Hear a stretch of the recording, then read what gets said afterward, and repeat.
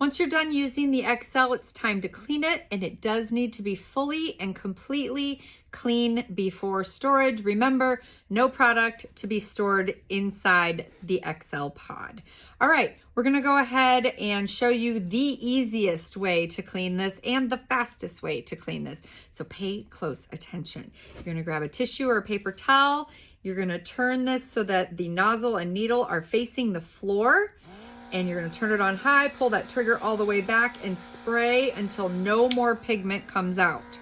Then shut it off, pop off that cap, and use that same tissue or paper towel. You wanna make sure you're using a lint-free Kleenex or paper towel. Wipe off the inside so that you don't waste cleaner.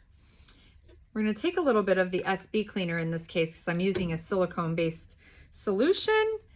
Put the cap back on and shake it.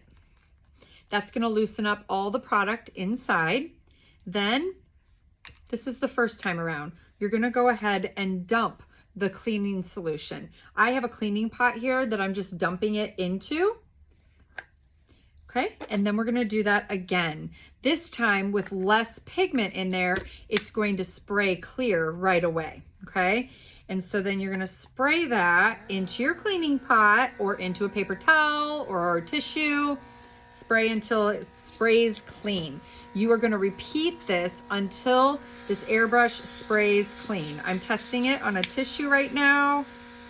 Still got a little bit of pigment in it, so I'm gonna go ahead and add just a tiny bit more cleaner. And then at this point, when it sprays almost clean, feel free to back bubble. I don't know if you guys can hear that or not. Feel free to back bubble. That'll loosen up any pigment adhering to the inside of the needle chamber. Spray until it sprays clear. That's not clear. See, there's pigment in there. Do not stop until it is clear. We're gonna back bubble one more time. And spray. And now it's clear right down here. And now it can be stored. So then you would just replace the cap and it's ready to be stored.